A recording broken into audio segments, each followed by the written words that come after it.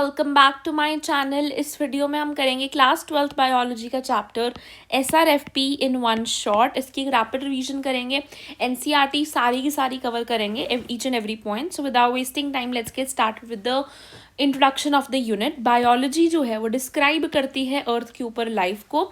Individual जो हैं वो तो मर जाते हैं, बट जो उनकी स्पीशीज है वो continue for millions of years until unless extinction हो जाए। इसीलिए रिप्रोडक्शन जो है वो ज़रूरी होती है, एसेंशियल होती है अगर हमें स्पीशीज़ का सर्वाइवल करना है। रिप्रोडक्शन जो होती है दो तरीके की होती है, asexual and sexual. Sexual reproduction के अंदर वेरिएशंस आते हैं। वेरिएशंस जो है हेल्प करते हैं अडेप्टेशन करने में और सर्वाइवल के चांसेस भी इंक्रीज कर देते हैं।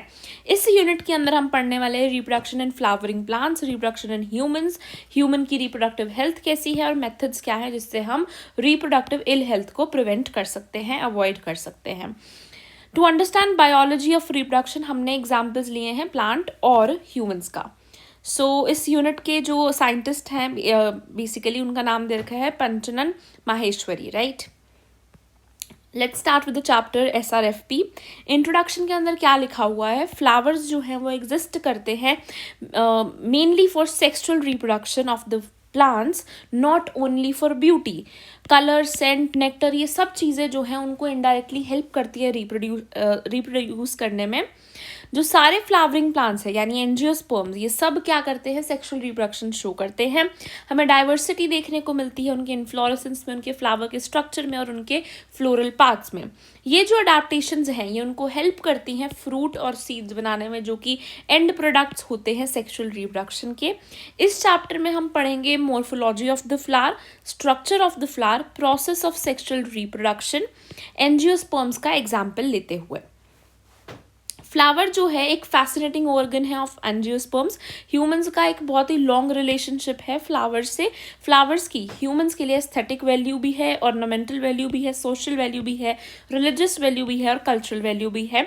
फ्लावर्स को हम यूज़ करते हैं हमारी फीलिंग्स को एक्सप्रेस करने के लिए, जैसे कि लव, हैप्पीनेस, ग्रीफ, मॉर्निंग और रिस्पेक्ट।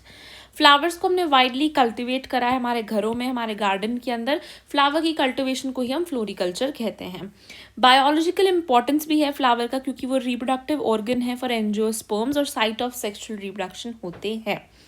फ्लावर जो है मॉर्फोलॉजिकल, एम्ब्रियोलॉजिकल स्ट्रक्चर है प्लांट का और रिप्रोडक्टिव यूनिट भी होता है। टिपिकल फ्लावर के अगर मैं पार्ट्स की बात करूं तो हमारे पास 4 मेन होल्स होते हैं। बात करें तो सेपल्स के होल्ड को हम कहते हैं कैलिक्स एंड पेटल्स के होल्ड को मैं कहती हूँ करोला।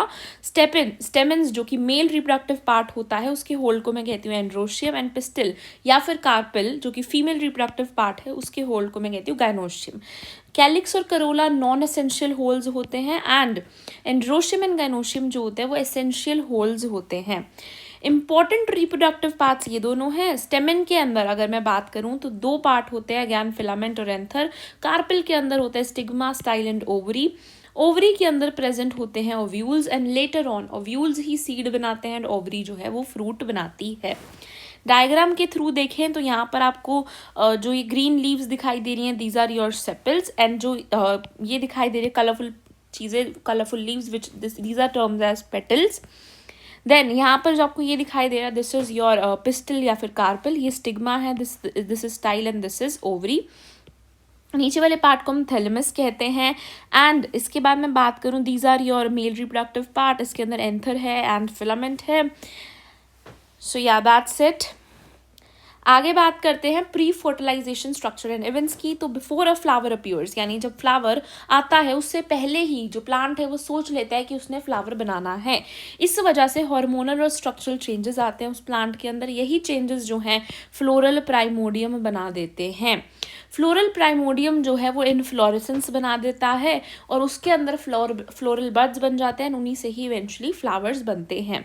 एक फ्लावर के अंदर मेल और फीमेल रिप्रोडक्टिव ऑर्गन्स जो हैं वो डेवलप करते हैं। मेल ऑर्गन को एंड्रोशियम, फीमेल को गाइनोशियम बोलते हैं। एंड्रोशियम होल्ड है स्टेमेंस का, गाइनोशियम फीमेल रिप्रोडक्टिव पार्ट का। अब प्री फर्टिलाइजेशन इवेंट में मेल गमीट का बनना हमें देखना है, फीमेल गमीट का बनना देखना है एंड देन हमने ट्रांसफर देखना है पोलन का। उसके बाद जो हम देखेंगे that will be fertilization and then हम देखेंगे पोस्ट फर्टिलाइजेशन इवेंट्स। सबसे पहले देखते हैं हम formation of the male gamete, यानी हम स्टेमन, माइक्रोस्पोरेंजियम और पोलन ग्रेन्स की बात करेंगे। स्टेमन की बात करूं, स्टेमन मेल रिप्रोडक्टिव ऑर्गन है। स्टेमन के पास एक फिलामेंट है जो कि लॉन्ग स्टॉक होती है। एंथर है जो कि टर्मिनल बायलोब्ड स्ट्रक्चर होता है। फिलामेंट के डिस्टल एंड पे एंथर होता है एंड फिलामेंट के प्रोक्सिमल एंड पे वो अटैच होता है पेटल से या फिर थैलेमस से। कितना नंबर है, कितनी लेंथ है स्टेमन्स की, वो वेरी करती है in different different flowers. Anther के स्ट्रक्चर की बात करूं तो एक टिपिकल एंजियोस्पर्म का एंथर बायलोब्ड यानी 2 लोब्ड होते हैं। हर लोब में 2 थीका होते हैं, इसीलिए हमने इसे डायथीकस बोल दिया है। एंथर जो है उसके बीच में आपको लॉन्गिट्यूडनल ग्रूव दिखाई देगा और साथ में एंथर जो है उसके 4 सिरे होते हैं यानी टेट्रागोनल होता है। ट्रांसवर्स सेक्शन में अगर हम देख रहे हैं, इसके अंदर 4 माइक्रोस्पोरेंजिया प्रेजेंट हैं जो बाद में जाके पोलन सैक्स बनाते हैं। हर लोब के अंदर 2 माइक्रोस्पोरेंजिया प्रेजेंट है, इसलिए हम इसे टेट्रास्पोरेंजिएट स्ट्रक्चर भी कहते हैं। माइक्रोस्पोरेंजिया ही पोलन सैक्स बनाता है और पोलन सैक्स के अंदर ही पोलन ग्रेन्स होते हैं। पोलन ग्रेन्स मेल गमीट नहीं होते हैं, मेल गमीटोफाइट होते हैं। मेल गमीट पोलन ग्रेन्स के अंदर बनते हैं। देन बात करते हैं हम आगे स्ट्रक्चर ऑफ माइक्रोस्पोरेंजियम, यानी माइक्रोस्पोरेंजियम का स्ट्रक्चर किस तरीके का होता है। अगर मैं ट्रांसवर्स सेक्शन के अंदर देख रही हूँ तो माइक्रोस्पोरेंजियम के पास 4 वॉल्स होती हैं, 4 वॉल लेयर्स होती हैं। EEMT, epidermis, endothecium, middle layer और टेपिटम। टेपिटम इनर मोस्ट होती है। एपिडर्म जो होती है वो सबसे बाहर की प्रोटेक्शन के लिए होती है। एंडोथीशियम जो होती है वो डिहेसेंस के अंदर हेल्प करती है। मिडल लेयर प्रोटेक्शन प्रोवाइड करती है। टेपिटम जो है नरिशमेंट प्रोवाइड करती है पोलन ग्रेन्स को। टेपिटम सेल्स के पास डेंस साइटोप्लाज्म होता है और ऑफन मल्टी न्यूक्लिएटेड होती है टेपिटम के सेल्स। सेंटर के अंदर स्पोरोजिनस टिश्यू प्रेजेंट होता है एक माइक्रोस्पोरेंजियम के अंदर। डायग्राम से अगर हम देखना चाहें तो ये आपका डायग्राम है, ये आपका ऊपर का एंथर है, दिस इज योर फिलामेंट। इसको मैंने इस तरीके से अगर कट करेंगे तो फिर हम देखेंगे this is a bilobed structure. यहाँ पे हमें यहाँ पे इस तरीके से हर लोब में 2 माइक्रोस्पोरेंजियम दिखाई देंगे एंड देन यहाँ पे हमें एक लॉन्गिट्यूडिनल ग्रूव दिखाई दे रहा है जो कि लाइन ऑफ डिहेसेंस भी होती है। यहीं से बेसिकली पोलन ग्रेन्स बाहर आते हैं, यहीं से फटता है जब डिहेसेंस होती है, राइट। So that's it. इसके बाद आगे बात करें अगर हम स्पोरोजिनस टिश्यू जो है एक माइक्रोस्पोरेंजियम के अंदर प्रेजेंट होता है और माइक्रोस्पोरेंजियम के बाहर 4 वॉल्स थी, EEMT, राइट। स्पोरोजिनस टिश्यू जो है वो कम्पैक्ट सेल्स का बना होता है। हर एक सेल के पास कैपेसिटी होती है PMC बनने की, MMC बनने की, which is pollen mother cell. ये पोलन मदर सेल डिप्लॉयड होता है नेचर के अंदर और मियोसिस करके 4 हेप्लॉयड सेल्स बना देता है। इन 4 हेप्लॉयड सेल्स को ही हम माइक्रोस्पोर कहते हैं। क्योंकि ये 4 साथ में पड़े होते हैं इसलिए हम इसे माइक्रोस्पोर टेट्राड बोलते हैं। तो PMC जो है वो मियोसिस करके माइक्रोस्पोर टेट्राड बना देती है। हर एक माइक्रोस्पोर जो है वो मैच्योर होकर पोलन ग्रेन बनाता है। जब माइक्रोस्पोर सेपरेट हो जाता है, सब अलग अलग हो जाता है, तो हम बोलते हैं कि एंथर जो है मैच्योर हो चुका है। जब वो 4 के ग्रुप में है तो हम बोलते हैं कि एंथर इमेच्योर है।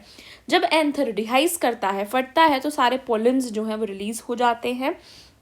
एक पोलन ग्रेन जो होता है वो मेल गमीटोफाइट होता है, उसके अंदर मेल गमीट बनता है। पोलन ग्रेन के साइज की बात करूं तो 25 से 50 माइक्रोमीटर होता है। शेप की बात करूं तो यूजुअली स्फेरिकल शेप का होता है। इसके पास पोलन ग्रेन के पास भी 2 लेयर्ड वॉल होती है। आउटर लेयर होती है एक्साइन और इनर होती है इंटाइन। एक्साइन लेयर जो होती है वो स्पोरोपोलिनेन से बनी होती है, बड़ी ही रेजिस्टेंट होती है हीट, एसिड, एल्कली सबसे। इसके अंदर जर्मपोर प्रेजेंट है, यानी एक ऐसी जगह प्रेजेंट है जहाँ पे एक्साइन लेयर जो है एब्सेंट होती है। इस तरीके का पोलन ग्रेन होता है, उसके ऊपर इंटाइन लेयर होती है, उसके ऊपर एक्साइन होती है। एक्साइन लेयर एक पॉइंट पर एब्सेंट होती है, उसी पॉइंट को हमने जर्मपोर बोल दिया। देन इंटाइन लेयर होती है अंदर वाली लेयर जो कि बनती है सेल्यूलोज और पेक्टिन से, जो कि थिन होती है और कंटिन्यूस होती है। पोलन ग्रेन के अंदर साइटोप्लाज्म है, न्यूक्लियस है और उसके बाहर प्लाज्मा मेम्ब्रेन है। प्लाज्मा मेम्ब्रेन है, बीच में साइटोप्लाज्म न्यूक्लियस है, then intine and then exine present होती है। एक्साइन जो है एक पार्ट पे प्रेजेंट नहीं होती, उसी को जर्मपोर बोलते हैं क्योंकि मेल गमीट जो है वहीं से ही रिलीज होते हैं। पोलन ट्यूब भी वहीं पे बनती है। Exine is made up of sporopollenin and entine is made up of cellulose plus pectin. Cells जो पोलन ग्रेन के अंदर बनते हैं, यूजुअली पोलन ग्रेन के अंदर मेच्योरिटी पे 2 सेल स्टेज आ जाती है, माइटोसिस करके 2 सेल स्टेज बनती है, विच इज पहले एक बनता है, 2 सेल्स बनते हैं जो कि एसिमेट्रिक होते हैं। पहला सेल बनता है वेजिटेटिव सेल, दूसरा होता है जनरेटिव सेल। वेजिटेटिव सेल बड़ा होता है, इसका न्यूक्लियस इरेगुलर होता है और ये फूड रिजर्व होता है, फूड का नरिशमेंट का काम करता है। सेकेंड सेल होता है जनरेटिव सेल, जो कि छोटा होता है, इसका स्पिंडल शेप्ड सेल होता है। ऐसा लगता है कि ये वेजिटेटिव सेल के अंदर, वेजिटेटिव सेल के साइटोप्लाज्म के अंदर फ्लोट कर रहा है, क्योंकि ये इतना छोटा होता है as compare to vegetative cell. कुछ प्लांट्स के अंदर जब शेड होते हैं पोलन ग्रेन्स, उस टाइम पे सिर्फ 2 ही बेसिकली 2 सेल स्टेज पे ही शेड करते हैं। In the 60% of the flowers के अंदर 2 सेल स्टेज पे ही शेड करते हैं, एंड द 40% के अंदर 3 सेल स्टेज पे शेड करते हैं। 3 सेल्ड कैसे बनती है? जो ये जनरेटिव सेल है ये भी माइटोसिस करके डिवाइड करता है और 2 मेल गमीट्स बना देता है, जिससे आपकी 3 सेल स्टेज बन जाती है। मोर देन 60% में 2 सेल्ड पे करता है शेड, एंड लेस देन 40% पे 3 सेल स्टेज पे शेड करता है। एंड जिसमें 2 सेल्ड पे कर रहा है वो बाद में जाके फ्यूचर में जाके 3 सेल बना लेते हैं, बट शेड वो 2 सेल स्टेज पे होते हैं। देन कॉन्सेप्ट आता है पोलन एलर्जी का। पोलन एलर्जी यानी कुछ पोलन्स जो हैं उनसे हमें एलर्जी है, उनसे हमें अस्थमा होता है, उनसे हमें ब्रोंकाइटिस हो सकता है। एग्जाम्पल है पार्थीनियम, जो कि कैरेट ग्रास होती है, जो कि हमारे यहाँ पर ट्रांसपोर्ट हो गई थी। Parthenium or carrot grass that came into India as a contaminant with imported wheat has become ubiquitous and in occurrence and cause pollen allergy in humans, right? इसके बाद हम बात करें, पोलन को हम फूड की तरह भी ट्रीट करते हैं। पोलन के अंदर कई सारे न्यूट्रिएंट्स के अंदर रिच होता है, इसको हम फूड सप्लीमेंट्स की तरह भी लेते हैं, टैबलेट्स और सिरप्स की तरह भी यूज़ करते हैं, और ये क्लेम करता है परफॉर्मेंस के अंदर इम्प्रूव करने में। पोलन वायबिलिटी की बात करें तो आफ्टर रिलीज एक वायबल पीरियड होता है, जब तक पोलन ग्रेन एक्टिव होता है उसी टाइम तक अगर वो स्टिग्मा तक पहुंचा तभी फर्टिलाइजेशन होगी, या उसके बाद उस वायबल पीरियड के ओवर होने के बाद वो पहुंचता है तो फर्टिलाइजेशन नहीं होती है। ये वायबल पीरियड हल्का डिपेंड भी करता है on the environment, that is temperature and humidity पे। फॉर एग्जाम्पल जो राइस और वीट है उनकी वायबिलिटी, राइस और वीट उनकी वायबिलिटी 30 मिनट की होती है, और रोजेसी, लेग्यूमिनेसी और सोलेनेसी की वायबल वो उनके जो पोलन ग्रेन्स हैं वो कई मंथ्स तक वायबल होते हैं। अगर मैं चाहूँ तो मैं पोलन ग्रेन्स को लिक्विड नाइट्रोजन के अंदर -196 डिग्री सेल्सियस पे भी स्टोर कर सकती हूँ, और इनका यूज़ कर सकते हैं हम पोलन बैंक्स, क्रॉप ब्रीडिंग और आर्टिफिशियल पॉलिनेशन के अंदर, राइट। इसके बाद जो हमें डायग्राम देखना है वो ये वाला डायग्राम है। फर्स्ट डायग्राम जो आपको दिखाई दे रहा है, इसके अंदर आपको 4 माइक्रोस्पोरेंजियम दिखाई दे रहे हैं, एंड इसके बीच में कनेक्टिव प्रेजेंट है। आउटर लेयर्स देखें तो सबसे बाहर है एपिडर्मिस, देन है एंडोथीशियम, उसके बाद ये जो दिखाई दे रही है which is thick in nature as compare to others, that is your middle layer, and then उसके अंदर टेपिटम प्रेजेंट है। इसी को ही थोड़ा सा बड़ा करके दिखा रखा है। एपिडर्मिस देखो ये सिंगल लेयर्ड है, एंडोथीशियम भी सिंगल है, मिडिल लेयर जो है वो डबल 2 लेयर्ड है। माइक्रोस्पोर मदर सेल अंदर प्रेजेंट होते हैं, और उसके बाहर यहाँ पे टेपिटम प्रेजेंट है। जब डिहेसेंस होता है तो इस लॉन्गिट्यूडनल ग्रुप से डिहेसेंस होता है और सारे पोलन ग्रेन्स जो हैं वो बाहर आ जाते हैं। इन 60% के अंदर ये पोलन ग्रेन्स शेड हो रहे हैं एट द 2 सेल स्टेज, और लेस देन 40 के अंदर ये जा रहे हैं 3 सेल स्टेज के अंदर। इसके बाद ये वाला डायग्राम अगर हम देखें, इसके अंदर इलेक्ट्रॉन माइक्रोग्राफ से फिर कुछ पोलन ग्रेन्स की पिक्चर्स दिखा रखी हैं, एंड ये वाला डायग्राम देखो तो ये जो है बेसिकली माइक्रोस्पोर टेट्राड की पिक्चर है। हर एक जो है बाद में जाके पोलन ग्रेन बना देता है, एक पोलन ग्रेन आगे जाके बनाकर दिखा रखा है। यहाँ पे ये एक पोलन ग्रेन है, इसमें डिविजन्स होती हैं जिसमें वैक्यूल्स बना, न्यूक्लियस बना, एसिमेट्रिकल स्पिंडल बनता है, जिससे कि एक बड़ा वेजिटेटिव सेल बनता है जिसके पास इरेगुलर न्यूक्लियस होता है, एंड एक छोटा जनरेटिव सेल बनता है जो कि बाद में जाके माइटोसिस करके मेल गमीट बनाने वाला है। देन बात करेंगे आपके पोलन प्रोडक्ट्स की पिक्चर लगा रखी है। इसके बाद हम बात करते हैं towards the pistil, megasporangium, ovule and embryo sac, यानी कि फीमेल पार्ट की बात करते हैं। तो पिस्टल जो होता है वो फीमेल रिप्रोडक्टिव ऑर्गन है। Gynoecium female reproductive part of flower होता है। ये अगर हमारे पास अगर फ्लावर के अंदर एक सिंगल पिस्टल है तो मैं बोलूँगी मोनोकार्पिलरी है। अगर एक से ज़्यादा पिस्टल है तो मैं बोलूँगी मल्टी कार्पिलरी है। अगर मैनी कार्पिल्स हैं तो दो कंडीशंस होती हैं, या तो हो सकता है वो सब फ्यूज्ड हों तो मैं बोलूँगी सिनकार्पस है, अगर फ्री है तो मैं बोल दूंगी एपोकार्पस है। हर एक पिस्टल के अंदर 3 पार्ट्स हैं, stigma, style and ovary. Stigma का फंक्शन होता है पोलन्स को रिसीव करने का, स्टाइल का होता है पैसेज करना पोलन ट्यूब का, ओवरी का होता है ओव्यूल को कंटेन करने का, यानी उसके अंदर ओव्यूल प्रेजेंट होता है। ओवरी के अंदर ओवेरियन कैविटी होती है जिसे लोक्यूल बोलते हैं। ओव्यूल्स जो हैं वो अटैच होते हैं प्लेसेंटा के थ्रू। ओव्यूल ही बेसिकली मेगास्पोरेंजियम होता है। यहाँ पर अगर हम इसे कंपेयर करें, नंबर ऑफ ओव्यूल्स कितने होंगे, एक भी हो सकता है और कई भी हो सकते हैं। 1 का एक ओव्यूल यानी कि एक ही सीड बनेगा, तो वीट और मैंगो के अंदर एक ही ओव्यूल देखने को मिलता है, और मैनी पपाया, वाटरमेलन और ऑर्किड्स में देखने को मिलते हैं। सो बेसिकली हमारे पास ओवरी होती है। ओवरी के बाद प्लेसेंटा से फनिकल से अटैच होता है, एंड देन वो ओव्यूल से अटैच होता है। हमारा जो ओव्यूल है वो फनिकल से अटैच्ड होता है, उसी पॉइंट को हम कहते हैं हाइलम। फनिकल जो है प्लेसेंटा से अटैच्ड होता है, ये जो प्लेसेंटा है ओवरी से अटैच करता है। इस तरीके से एक ओव्यूल ओवरी से अटैच होता है। ओव्यूल के स्ट्रक्चर की बात करें, यानी मेगास्पोरेंजियम के स्ट्रक्चर की बात करें, तो ओव्यूल के पास बेसिकली एक स्टॉक से अटैच्ड होता है विच इज़ फनिकल, जो उसे अटैच करती है आगे प्लेसेंटा से। जो पॉइंट ऑफ अटैचमेंट है उसी को ही हमने हाइलम बोल दिया। ओव्यूल्स जो हैं उसके पास प्रोटेक्टिव लेयर्स होती है जिसे इंटेग्यूमेंट्स बोलते हैं। 1 या 2 इंटेग्यूमेंट्स यूजुअली प्रेजेंट होती हैं। इंटेग्यूमेंट के अंदर प्रेजेंट होता है न्यूसेलस और एक स्मॉल ओपनिंग टिप, जहाँ पे एब्सेंट होती है इंटेग्यूमेंट्स, वहाँ पर उसे हम कहते हैं माइक्रोपाइल, और जिसका ऑपोजिट एंड होता है उसे हम कहते हैं चलाजल एंड। न्यूसेलस के अंदर ही एम्ब्रियो सैक या फिर फीमेल गमीटोफाइट जो होता है वो बनता है। यूजुअली एक एम्ब्रियो सैक ही होता है एक ओव्यूल के अंदर। देन हम बात करते हैं इस डायग्राम की। फर्स्ट हमें जो यहाँ पे दिखाई दे रहा है दैट इज हिबिस्कस का कार्पल दिखाई दे रहा है। क्या दिखाई दे रहा है? हिबिस्कस का कार्पल, यानी हिबिस्कस का फीमेल रिप्रोडक्टिव पार्ट दिखाई दे रहा है।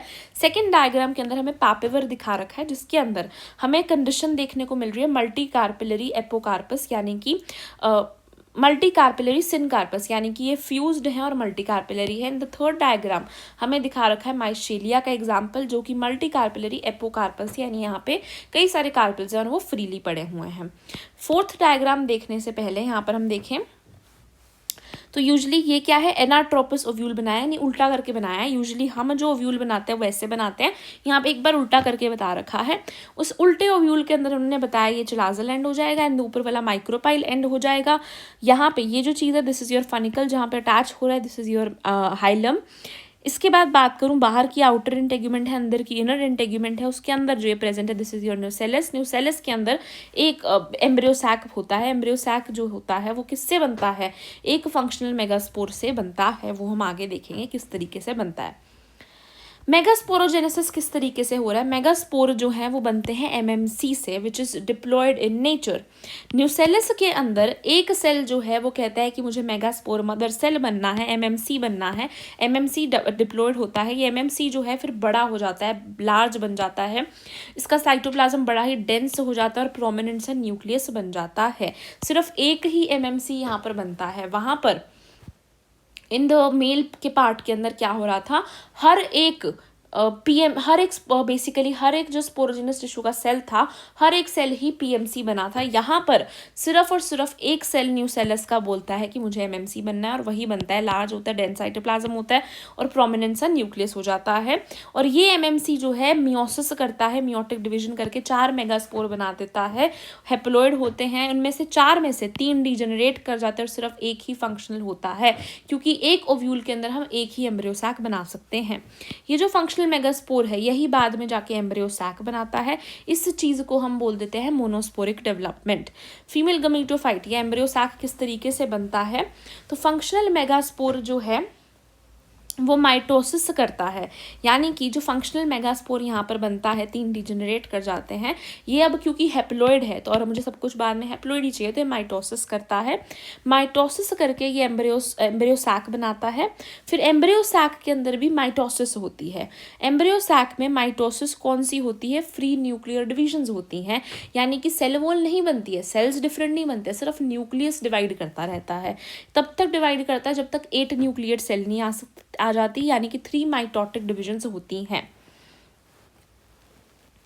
उसके बाद बात करूं, देन होता है, देन उसके बाद आफ्टर जब 8 सेल्स बन जाते हैं, देन हम 8 न्यूक्लियस बन जाते हैं, उसके बाद सेल वॉल बननी शुरू होती है, अरेंजमेंट होता है, सेल वॉल बनती है, और उसके बाद हम बोलते हैं this is a mature embryo sac.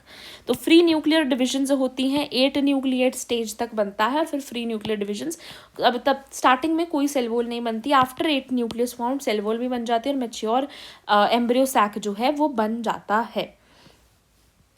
आगे बात करें इन डायग्राम्स की, तो इस डायग्राम के अंदर देखो, फर्स्ट डायग्राम के अंदर आपको न्यूसेलस दिखाई दे रही है बाहर, जिसमें से एक जो है एमएमसी बन चुका है, लार्ज हो चुका है, अच्छा प्रोमिनेंट न्यूक्लियस बन चुका है। आगे जाकर इसने डिविजन्स करके मेगास्पोर डायड बनाया है, यानी 2 सेल्स बनाए हैं। फिर आगे जाके इसने टेट्राड बनाया है, या उनमें से 3 जो है वो डिजेनरेट कर जाएंगे, एक जो है वो बचेगा, जिससे वो जो बाद में जाके एम्ब्रियो सैक बनाएगा, इसी को ही हमने मोनोस्पोरिक डेवलपमेंट बोला। यहाँ पर हर एक के अंदर इन्होंने एनाट्रोपस ही बनाया है, माइक्रोपाइलर एंड ऊपर है और नीचे आपके चलाजल एंड प्रेजेंट है। इसके बाद यहाँ पर इस एक सेल के अंदर फ्री न्यूक्लियर डिविजन्स हो रही हैं, और जब 8 न्यूक्लिएटेड सेल बन जा रहा है तब यहाँ पर सेल वॉल बननी स्टार्ट हो रही है। इस तरीके से ऊपर माइक्रोपाइलर है, यहाँ पे चलाजल है, यहाँ पे आपके 2 सिनर्जिड्स बनते हैं, बीच में एक बनता है, इसमें यहाँ पे 2 पोलर न्यूक्लियाई बनते हैं। ये 2 पोलर न्यूक्लियाई जो हैं इनके अगेंस्ट कोई सेल वॉल नहीं बनती है, यहाँ पे एंटीपोडल्स होते हैं, यहाँ पे सेल वॉल बन जाती है।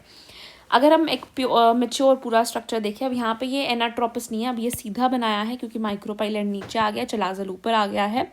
अब यहाँ पे हम देखें तो फिर ये डायग्राम के अंदर आपको दिखाई दे रहा है एक एग, और एग दिखाई दे रहा है, कहाँ पे होता है? माइक्रोपाइलर एंड पे, क्योंकि माइक्रोपाइलर एंड से ही पोलन ट्यूब आती है, तो एग को ही उसने फर्टिलाइज करना, तो यहीं पे एग होता है, राइट।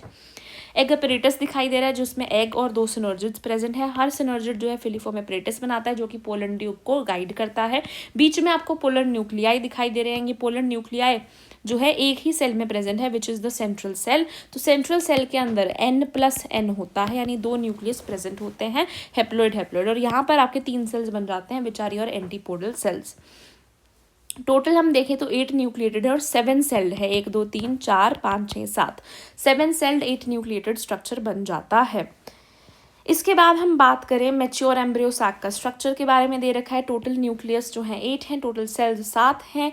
अरेंजमेंट देखें तो माइक्रोपाइल एंड पे एग अपरेटस है, जो कि इसमें 3 सेल्स हैं, एक एग है और 2 सिनर्जिड्स हैं। सिनर्जिड्स के पास फिलीफॉर्म अपरेटस है, जो कि पोलन ट्यूब को गाइड करता है। सेंट्रल सेल सबसे बड़ा होता है, जिसमें 2 पोलर न्यूक्लियाई हैं, N+N हो जाता है। चलाजल एंड के अंदर 3 एंटीपोडल सेल्स होते हैं, तो 8 न्यूक्लिएटेड 7 सेल्ड एम्ब्रियो सैक होता है। इंपॉर्टेंट टर्म्स जो हमने यहाँ पे देखी, मोनोकार्पिलरी यानी कि सिर्फ एक ही कार्पल प्रेजेंट है, मल्टी यानी बहुत सारे कार्पल्स यानी वो जुड़े हुए हैं, एपोकार्पस यानी वो फ्री हैं। प्लेसेंटा क्या था? प्लेसेंटा जो है वो जॉइन कर रहा था ओवरी से ओव्यूल को। फनिकल जो है जो कि ओव्यूल को प्लेसेंटा से अटैच कर रही थी। हाइलम वो पॉइंट था जहाँ पे अटैचमेंट हो रहा था। माइक्रोपाइल की बात करें तो वो एंड जहाँ पर इंटेग्यूमेंट्स एब्सेंट होते हैं। चलाजल एंड की बात करें तो उसका ऑपोजिट एंड हो जाता है। न्यूसेलस अंदर के इंटेग्यूमेंट्स के अंदर जो प्रेजेंट था वो न्यूसेलस था, उसमें से ही एक सेल मेगास्पोर मदर सेल बनना का डिसाइड करता है, जो कि लार्ज हो जाता है, प्रोमिनेंट न्यूक्लियस हो जाता है। फिर मेगास्पोरोजेनेसिस होती है और उसके बाद 4 मेगास्पोर बनते हैं, एंड देन मोनोस्पोरिक डेवलपमेंट से एक ही मेगास्पोर रहता है, और वो एक मेगास्पोर बाद में जाके एग अपरेटस बनाता है।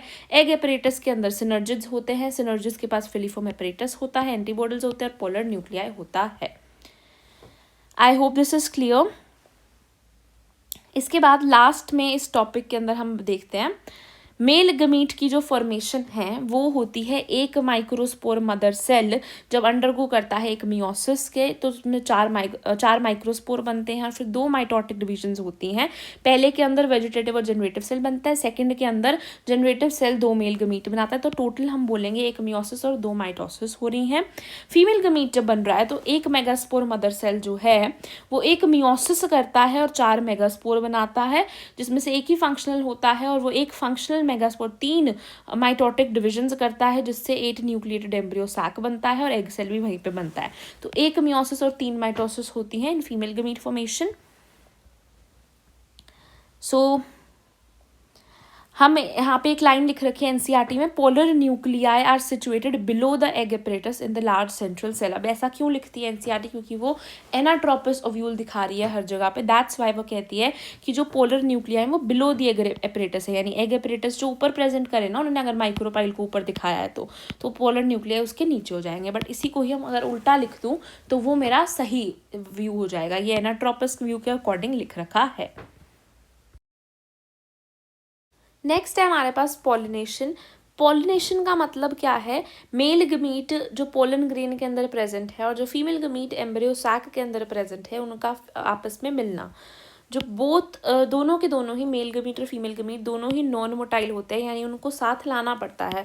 तो transfer of pollen grain from anther to stigma ही पॉलिनेशन होता है। फ्लावरिंग प्लांट्स में एक्सटर्नल एजेंट्स का यूज करते हैं पॉलिनेशन करवाने के लिए, based on the source of pollen, कि कौन सा पोलन आकर पॉलिनेशन कर रहा है और कहाँ पे जाके लैंड कर रहा है, उसके बेस पे तीन तरीके की पॉलिनेशंस होती हैं। पहली है ऑटोगेमी। ऑटोगेमी यानी कि जब सेम फ्लावर का पोलन स्टिग्मा पे जाके चला जाए। इसके अंदर 2 कंडीशंस रिक्वायर्ड होती हैं, जो स्टिग्मा की रिसेप्टिविटी है और पोलन का रिलीज है, दोनों के अंदर सिंक्रोनी होनी चाहिए। साथ में एंथर और स्टिग्मा जो है क्लोज होने चाहिए, यानी पास होने चाहिए एक दूसरे के।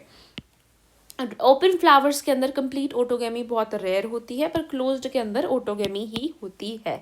प्लांट्स लाइक वियोला, ऑक्सैलिस और कॉमेलिना, कॉमन पेंजी इनके एग्जाम्पल हो जाते हैं। ये वियोला, ऑक्सैलिस और कॉमेलिना, वियोला को हम कॉमन पेंजी भी कहते हैं, ऑक्सैलिस और कॉमेलिना, इन तीनों के अंदर आपके पास 2 तरीके के फ्लावर्स होते हैं, चेस्मोगेमस भी और क्लिस्टोगेमस भी। चेस्मोगेमस वो फ्लावर्स जो कि खुले हुए होते हैं, एंथर और स्टिग्मा एक्सपोज होते हैं, यहाँ पे ऑटोगेमी होना बहुत रेयर होता है। क्लिस्टोगेमस यानी जो क्लोज्ड फ्लावर्स होते हैं, यहाँ पे एंथर स्टिग्मा बहुत पास होते हैं, यहाँ पे हमेशा ही ऑटोगेमी होती है। इसकी एडवांटेजेस हैं, श्योर्ड सीड सेट मिलता है और कोई पॉलिनेटर्स की ज़रूरत नहीं होती। बट यहाँ पर डिसएडवांटेज है कि कोई वेरिएशंस नहीं होते हैं, इवन दो ये सेक्सुअल रिप्रोडक्शन है फिर भी। Next is जिटनोगेमी। जिटनोगेमी है जब एक flower pollen from the one flower to another flower, यानी एक फ्लावर के दूसरे फ्लावर से आ रहे हैं, बट सेम ही प्लांट में, यानी एक ही प्लांट के एक फ्लावर से दूसरे फ्लावर के अंदर जब पोलन ग्रेन्स जा रहे हैं। ये फंक्शनली अगर हम देखें तो क्रॉस पॉलिनेशन है, क्योंकि इसमें एजेंट्स की रिक्वायरमेंट है, बट जेनेटिकली देखें तो सेल्फ पॉलिनेशन है, क्योंकि दोनों का जेनेटिक मटेरियल सेम होने वाला है। नेक्स्ट है हमारे पास जीनोगेमी, जिसके अंदर दूसरे यानी दोनों होते सेम स्पीशीज के हैं, बट डिफरेंट प्लांट्स के पोलन जो है जाते हैं स्टिग्मा के अंदर। इसके अंदर आपका जेनेटिक वेरिएशंस जो हैं होते हैं और इसमें हमें पॉलिनेटर्स की भी ज़रूरत होती है। इसी को ही क्रॉस पॉलिनेशन भी कहा जाता है। पॉलिनेशन के लिए एजेंट्स 2 तरीके के हो सकते हैं, एबायोटिक और बायोटिक। एबायोटिक में विंड और वाटर, बायोटिक में एनिमल्स। विंड के साथ हम बोलेंगे एनीमोफिली, वाटर के साथ हाइड्रोफिली, एंड बायोटिक एजेंट्स अगर एनिमल हैं तो बोल देंगे जूफिली। मोस्ट प्लांट्स जो हैं बायोटिक एजेंट पे ज़्यादा ट्रस्ट करते हैं because of the loss of pollen in abiotic pollination, क्योंकि उसमें कई ज़्यादा लॉस हो जाता है, इसीलिए वो वाले टाइप के प्लांट्स जो हैं बड़े सारे पोलन बनाते हैं। विंड पोलिनेशन यानी एनीमोफिली कॉमन है ग्रासेस और कॉर्न के अंदर। यहाँ पे पोलन बहुत हल्का होता है, नॉन स्टिकी होता है, बहुत ही वेल एक्सपोज्ड स्टेमन होते हैं, लार्ज फेदरी स्टिग्मा होते हैं, ऑफन सिंगल ओव्यूल ही प्रेजेंट होता है, क्योंकि ऑफन एक ही पोलन ग्रेन मुश्किल से लैंड कर पाता है। फ्लावर्स जो होते हैं यहाँ पे इनफ्लोरेसेंस के अंदर होते हैं। एग्जाम्पल यहाँ पे एक और आ जाता है विच इज़ योर मेज, राइट। इसके आगे बढ़ते हैं हम towards the next pollination which is water pollination, जिसे हम हाइड्रोफिली भी कहते हैं। सिर्फ 30 जेनरा तक ये लिमिटेड है और यूजुअली मोनोकोट्स ही वाटर पॉलिनेशन दिखाते हैं। बहुत ही रेयर है फ्लावरिंग प्लांट्स के अंदर। सिर्फ इसके अंदर एग्जांपल्स हैं मेलिस्नेरिया, हाइड्रिला और जुस्टेरा। जुस्टेरा को सी ग्रास भी कहते हैं। मेलिस्नेरिया और हाइड्रिला फ्रेश वाटर में होते हैं और जुस्टेरा मरीन वाटर के अंदर। इवन जो सारे एक्वेटिक प्लांट्स हैं वो भी पानी पे भरोसा नहीं करते, तो फिर तो सोच लो कितने ही कम करते हैं। वाटर लिली, जो कि इसके नाम में भी वाटर है, वो भी इंसेक्ट से पॉलिनेशन अपनी करवाता है। वेलिस्नेरिया की बात करूं तो वेलिस्नेरिया का फीमेल फ्लावर जो होता है वो सरफेस पे होता है, मेल फ्लावर पानी के अंदर होता है। करंट्स जब होते हैं पानी के अंदर, उससे पोलन ग्रेन जो है ट्रांसफर होता है। सी ग्रासेस जुस्टेरा की बात करें तो पॉलिनेशन पानी के अंदर होता है। इसके पोलन बड़े लंबे लंबे रिबन लाइक होते हैं और उनके ऊपर म्यूसिलेजिनस की कवरिंग होती है। विंड और वाटर से जो पॉलिनेट हो रहे हैं फ्लावर्स, उनके वो कलरफुल भी नहीं होते, उनके पास कोई नेक्टर भी नहीं होता है, उनको एनिमल्स को अट्रैक्ट करने की कोई ज़रूरत नहीं होती है। एनिमल पॉलिनेशन यानी जूफिली के अंदर एजेंट्स जो हैं ये सारे हो सकते हैं bees, butterflies, flies, beetles, wasps, ants, moths, birds, bats, lemurs, rodents और लिजर्ड्स। लिजर्ड्स भी गेको और गार्डन दोनों हो सकती हैं। मोस्ट कॉमन जो है वो इंसेक्ट्स होते हैं जो कि बेस्ट पॉलिनेटिंग एजेंट्स होते हैं, स्पेशली हनी बीज होती हैं। अब जो प्लांट्स इनसे पॉलिनेशन करवाते हैं वो बड़े बड़े होते हैं, कलरफुल होते हैं, फ्रेगनेंस होती है उनके अंदर और उनके पास नेक्टर भी प्रेजेंट होता है। जो छोटे होते हैं वो अपने आप को इस तरीके से इन्फ्लोरेसेंस में अरेंज कर लेते हैं कि वो बड़े लगते हैं। फ्लाइज और बीटल्स से जो अपनी पॉलिनेशन करवा रहे हैं वो गंदी स्मेल जो है वो देते हैं, क्योंकि फ्लाइज और बीटल्स उसी से ही अट्रैक्ट होते हैं। उसके अलावा वो एनिमल्स को रिवॉर्ड भी देते हैं, नेक्टर, पोलन और शेल्टर, जैसे कि एग लेइंग प्लेस। एक प्लांट है जो कि सबसे टॉलेस्ट फ्लावर होता है जिसका which is 6 feet tall flower, जिसे हम कहते हैं एमोर्फोफेलिस फ्लावर होता है। ये जो है एग ले करने की जगह देता है अपने अंदर, क्योंकि इतना बड़ा है। इसके अलावा एक यूका और मोथ है, दोनों ही आपस में डिपेंडेंट है अपनी लाइफ साइकिल को कंप्लीट करने के लिए। यूका प्लांट है और मोथ एक कीड़ा होता है जो कि अपने अंडों को यहीं पर ले करता है और यूका की पॉलिनेशन भी करवा देता है। अगर एक एक्सटिंक्ट करता है तो दूसरा भी अपने आप एक्सटिंक्ट कर जाएगा। पोलन जो है एनिमल पॉलिनेशन में काफ़ी स्टिकी होते हैं ताकि वो एनिमल्स के ऊपर स्टिक कर जाए एंड देन जब एनिमल्स नेक्स्ट जगह पे आए तो फिर वो वहाँ पे जाकर चिपक जाए। पोलन रोबर्स का कॉन्सेप्ट आता है। इसके अलावा यहाँ पर कुछ ऐसे भी विजिटर्स होते हैं जो कि आते हैं, उनका प्लांट का नेक्टर चुरा लेते हैं पर उनकी पॉलिनेशन नहीं करवा के जाते। प्लांट ने तो नेक्टर इसीलिए बनाया था ताकि वो पॉलिनेशन अपनी करवा पाए, राइट। इसके बाद कोई डायग्राम है उसे देख लेते हैं। यहाँ पर आपको जो डायग्राम्स दिखाई दे रहे हैं, सबसे पहला है सेल्फ पॉलिनेटेड फ्लावर्स, क्योंकि ये बंद है। सेकेंड है जो क्रॉस पॉलिनेशन शो कर रहा है क्योंकि इतने तरह से एक्सपोज्ड है। थर्ड क्लिस्टोगेमस फ्लावर्स या चेजोगेमस, दोनों को दिखा रहा है। चेजोगेमस ओपन है, क्लिस्टोगेमस नीचे जो दिखा रहा है they are closed flowers, right. Next diagram है, ये एक विंड पॉलिनेटेड प्लांट है जो कि दिखा रहा है एक कम्पैक्ट इन्फ्लोरेसेंस और वेल एक्सपोज्ड स्टेमेंस। नेक्स्ट यहाँ पर आपको जो दिखाई दे रहा है ये पॉलिनेशन बाय वाटर है इन वेलिस्नेरिया, यानी फर्स्ट डायग्राम में फीमेल फ्लावर किस तरीके से ऊपर है एंड मेल फ्लावर अंदर है, राइट। नेक्स्ट में इंसेक्ट पॉलिनेशन की पिक्चर है। इसके बाद हम बात करते हैं आउट ब्रीडिंग डिवाइसेस के बारे में। Out breeding devices, self pollination जब होती है तो उसे हम इन ब्रीडिंग डिप्रेशन कहते हैं, यानी जो प्लांट है वो कोशिश करता है कि सेल्फ पॉलिनेशन ना हो और प्रिवेंट करता है सेल्फ पॉलिनेशन को by some out breeding devices, जिसको हम कहते हैं।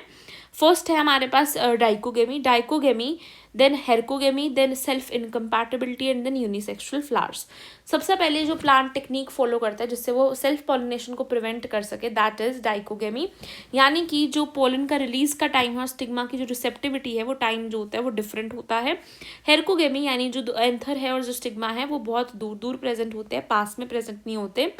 सेल्फ इनकम्पैटिबिलिटी यानी जो जेनेटिकली आपस में ये सेल्फ खुद के लिए जेनेटिकल मैकेनिज्म के थ्रू खुद की ही पोलन जर्मिनेशन को रोक देते हैं अगर खुद का ही पोलन ग्रेन आ जाए।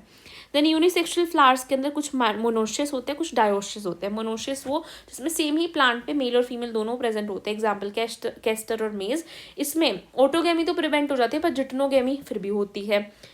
देन कुछ डायोशियस ही हो जाते हैं, जैसे कि पपीते का जो प्लांट होता है, एक या तो वो मेल होगा या फीमेल होगा, इस केस के अंदर ऑटोगेमी और जिटनोगेमी दोनों प्रिवेंट हो जाती है और सिर्फ जीनोगेमी ही हो पाती है। देन बात करते हैं पोलन पिस्टल इंट्रैक्शन की। पॉलिनेशन जो है अगर हो जाती है that does not guarantee fertilization भी होगी। स्टिग्मा जो है वो चेक करता है कि जो पोलन उसके ऊपर आके गिरा है वो कंपैटिबल है भी या नहीं। अगर वो कंपैटिबल होता है तभी वो उसे एक्सेप्ट करता है, अगर वो कंपैटिबल नहीं होता तो उसे रिजेक्ट कर देता है। रिजेक्शन किस तरीके से होती है, यानी अगर उसको लगता है कि वो कंपैटिबल नहीं है तो फिर वो उसको जर्मिनेट नहीं करने देता और ना ही पोलन ट्यूब बनती है। इंटरेक्शंस कैसे होती है उनके बीच में, केमिकल डायलॉग्स होते हैं, केमिकल सिग्नल्स के थ्रू होती है। अगर वो पोलन उसको कंपैटिबल लगता है, अच्छा लगता है, तो फिर वो उसको जर्मिनेट होने देगा और उसको पोलन ट्यूब बनाने देगा। आगे है पोलन जर्मिनेशन, यानी पोलन जो है वो जर्मिनेट करता है स्टिग्मा के ऊपर और पोलन ट्यूब बनाता है जो कि स्टिग्मा स्टाइल ओवरी से पास करती है। 2 सेल्ड पोलन जो है 60% के अंदर जो कि शेड होता है। जनरेटिव सेल जो है वो यहाँ पर आकर डिवाइड करता है, इस पोलन ट्यूब के अंदर जनरेटिव सेल डिवीजन करता है और 3 सेल्ड बना देता है।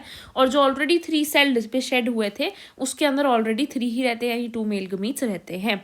पोलन ट्यूब जो है वो एंटर करती है ओव्यूल के अंदर थ्रू द माइक्रोपाइल एंड और एंटर करती है सिनर्जिड के अंदर, क्योंकि वो फिलीफॉर्म अपरेटस उसे गाइड कर रहा था।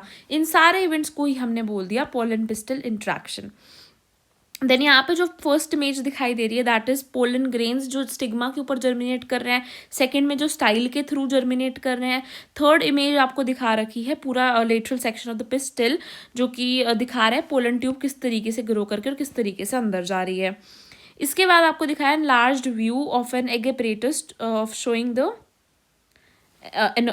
Entry of the mail gametes into the filiform apparatus। यहाँ पर एंट्री हो रही है, राइट। लास्ट वाली इमेज के अंदर आपको दिखाया गया कि किस तरीके से मेल गमीट्स जो है डिस्चार्ज करता है सिनर्जिड्स के अंदर और फिर मूव करता है movement of the sperms, one into the egg and the other into the central cell.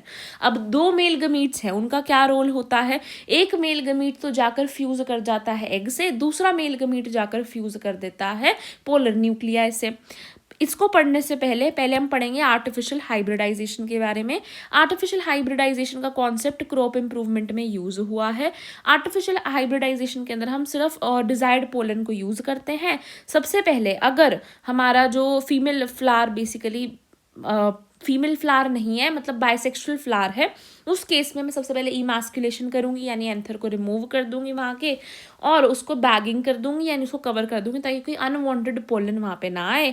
उसके बाद मैं उसके अंदर अपना डिजायर्ड पोलन डस्ट करके फिर से रीबैगिंग कर दूंगी ताकि और कोई पोलन वहाँ पे ना आए। अगर फीमेल फ्लावर यूनिसेक्सुअल है तो मुझे कोई इमास्कुलेशन की जरूरत नहीं है, सिर्फ बैगिंग करने की जरूरत है।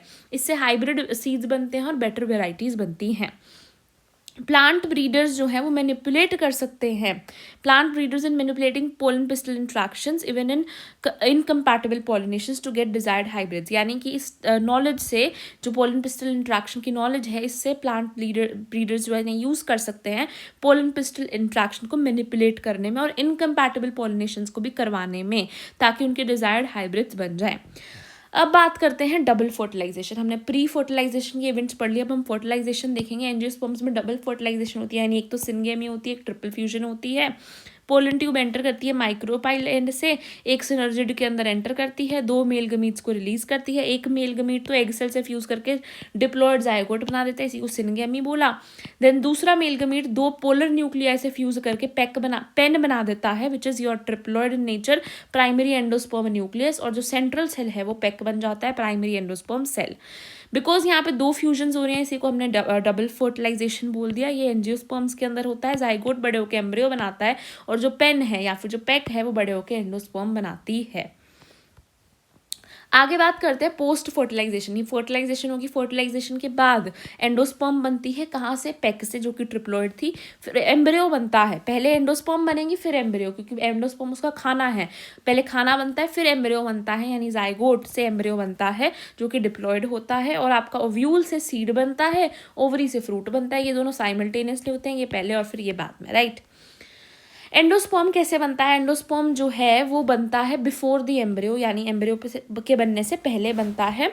न्यूट्रिशन प्रोवाइड करता है एम्ब्रियो को ये पेक जो है बेसिकली वो डिवाइड करता है रैपिडली रिपीटेडली और वो फॉर्म कर देता है ट्रिप्लॉइड एंडोस्पर्म, माइटोसिस कर करके वो डिविजन्स करके करता है। दो तरीके के एंडोस्पर्म हो सकते हैं, फ्री न्यूक्लियर और सेलुलर। फ्री न्यूक्लियर के अंदर न्यूक्लियर डिविजन्स होती हैं और सेल वॉल नहीं बनती है, बेसिकली फ्री न्यूक्लियर डिविजन्स होती हैं। एंड सेलुलर के अंदर बेसिकली सेलुलर डिविजन्स होती हैं। बात करें कोकोनट का, एक एग्जाम्पल दे रखे हैं, कोकोनट के अंदर का जो पानी है वो फ्री न्यूक्लियर एंडोस्पर्म होती है और जो उसकी वाइट कर्नल मलाई होती है वो सेलुलर होती है। क्यों? पानी जो है वो न्यूक्लियस होता है, उसमें कोई सेल्स नहीं होते हैं, सेल वॉल नहीं होती, इसलिए वो लिक्विड स्ट्रक्चर होता है और ये सॉलिड वाले में सेलुलर एंडोस्पर्म है। देन बात करें अगर एंडोस्पर्म का फेट क्या होगा, एंडोस्पर्म को पूरा का पूरा कंज्यूम कर लिया जाए एम्ब्रियो की डेवलपमेंट के अंदर, तो उस केस के अंदर उसका एग्जाम्पल है पीबीजी यानी पबजी से याद रख सकते हैं, बीन्स और ग्राउंडनट, पी बीन्स और ग्राउंडनट। और कभी कभी वो परसिस्ट कर जाती है endosperm even after the formation of the embryo, तो उसके अंदर हमारे पास एग्जाम्पल है सी क्यूब और वूम्ब, VMB से याद रख सकते हैं। यहाँ पे आ जाएगा वीट, मेज और बार्ले, और C3 से कैस्टर, कोकोनट और सीरियल्स आ जाते हैं। उसके बाद हमें क्या दे रखा है, नेक्स्ट के अंदर दे रखा है कि एम्ब्रियो कैसे बनता है। एम्ब्रियो जो है वो बनता है माइक्रोपाइलर एंड पे, क्योंकि एग आपका माइक्रोपाइलर एंड पे प्रेजेंट था। जाइगोट जो है वो डिवाइड करता है after some endosperm was formed, right, यानी जब कुछ एंडोस्पर्म बन चुकी होती है उसके बाद ही जाइगोट डिवाइड करना शुरू करता है। जाइगोट जो है इन स्टेजेस के थ्रू जाता है। मोनोकोट डायकोट की अर्ली स्टेजेस जो होती है वो सेम होती हैं। पहले प्रो एम्ब्रियो बनता है, फिर ग्लोबुलर स्टेज बनता है, फिर हार्ट शेप्ड, फिर मेच्योर एम्ब्रियो। आई रिपीट, पहले प्रो एम्ब्रियो, फिर ग्लोबुलर, फिर हार्ट शेप्ड, फिर मेच्योर एम्ब्रियो। डायकोट के अंदर एम्ब्रियोनल एक्सेस होगी और साथ में 2 कोटिलिडन्स होंगे। अबव द कोटिलिडन जो रीजन होता है उसे एपिकोटाइल, जो उसके नीचे का होता है उसे हाइपोकोटाइल। एपिकोटाइल के ऊपर प्लम्यूल होता है, यहाँ पे रेडिकल होता है, रेडिकल के ऊपर रूट कैप प्रेजेंट होती है। मोनोकोट में बात करें, यहाँ पे सिर्फ एक ही कोटिलिडन होता है जिसे हम स्कुटेलम बोलते हैं। मोनोकोट एम्ब्रियो का एग्जाम्पल भी दे रखा है ग्रास। यहाँ पर एम्ब्रियोनल एक्सेस के अंदर लोअर रेडिकल पे रेडिकल तो होता ही है, उसके ऊपर रूट कैप भी होती है, पर साथ में उसके साथ कोलियोराइजा भी होता है। सिमिलरली जो अपर एंड होता है उसको हम प्लम्यूली शूट एपेक्स बोल रहे हैं और उसके ऊपर कोलियोपटाइल भी प्रेजेंट होता है। यहाँ पे कोलियोपटाइल प्रेजेंट होता है और यहाँ पे कोलियोराइजा। ये जो है सिर्फ और सिर्फ मोनोकोट के अंदर हो रहा है। देन यहाँ पे एग्जाम्पल दे रखे हैं, ये जो ऊपर का आपको दिखा रखा है, this is your dicot and this is your monocot. यहाँ पर डाइकोट में 2 कोटिलिडन्स प्रेजेंट हैं, ऊपर के पार्ट को प्लम्यूल बोला है, ये हाइपोकोटाइल, ये रेडिकल और ये रूट कैप। यहाँ पे एक है सिर्फ स्कुटेलम बोल दिया, ये कोलियोपटाइल है, शूट एपेक्स है, एपीब्लास्ट एक्स्ट्रा होता है, ये रेडिकल, रूट कैप एंड उसके नीचे कोलियोराइजा होता है। देन बात करें, ये जो है स्टेजेस हैं इस तरीके से था। अब क्या होता है, एग सेल के अंदर जाइगोट बन चुका है, सिनर्जिस डीजेनरेट हो जाती हैं, ये आपका पेन बन चुका है और ये लार्ज सेल जो है आपका सेंट्रल सेल था वो पेक बन चुका है और ये अंदर का आपका न्यूक्लियस पोलर न्यूक्लियर पेन बन चुका है। ये एंटीपोडल सेल्स भी डीजेनरेट हो जाते हैं। आपको पहले जाइगोट जो है, ये जाइगोट दिखाया है, जाइगोट बनता है। फिर ये वाली जो स्टेज दिखा रखी है, this is your pro embryo, ये प्रो एम्ब्रियो है, ठीक है, ये जो है आपका प्रो एम्ब्रियो है।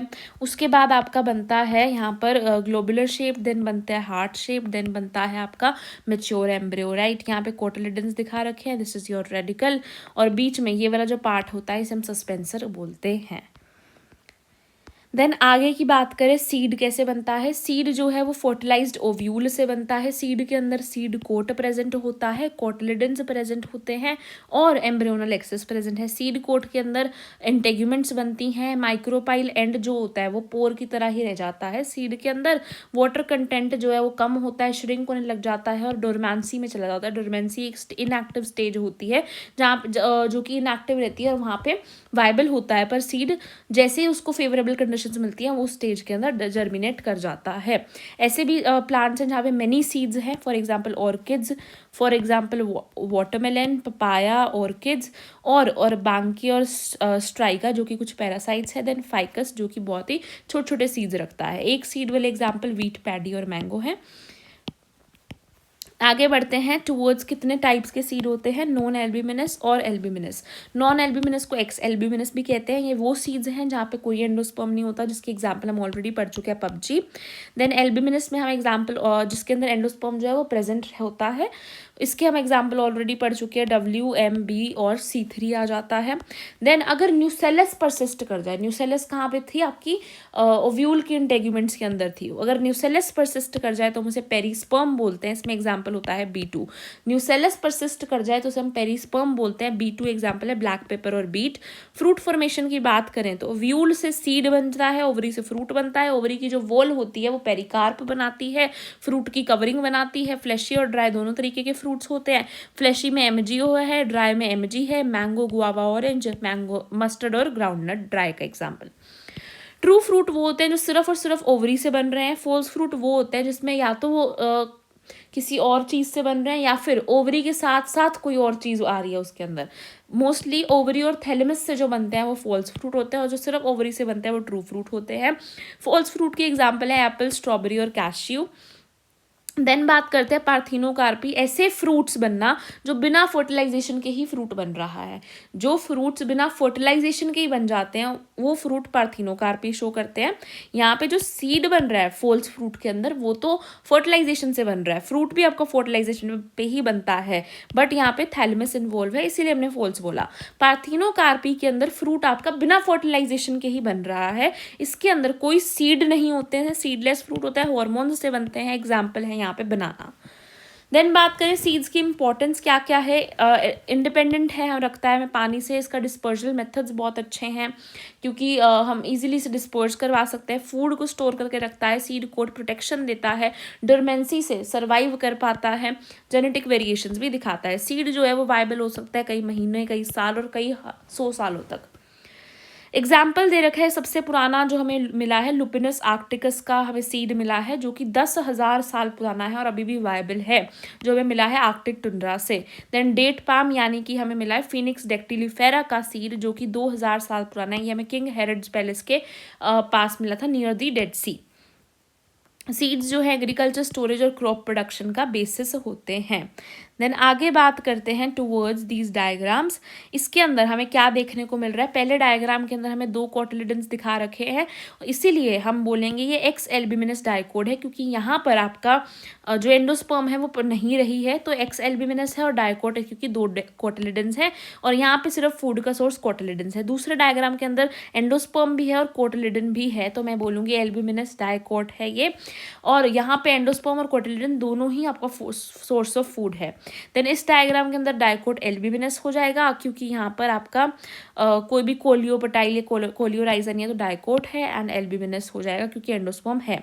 ये एल्ब्यूमिनस मोनोकोट है क्योंकि यहाँ पे कोलियोपटाइल और कोलियोराइजा है, एंड साथ में क्योंकि यहाँ पे एंडोस्पर्म है इसीलिए ये आपका एल्ब्यूमिनस हो जाएगा। देन बात करते हैं ये आपके फॉल्स फ्रूट्स हैं जिसमें दिखा रखा है कि जो इसका एडिबल पार्ट होता है एप्पल का वो हमें थैलेमस से मिलता है, और सीड्स जो है वो ओव्यूल से आए हैं, और स्ट्रॉबेरी के अंदर भी जो एडिबल पार्ट है वो थैलेमस से बना होता है।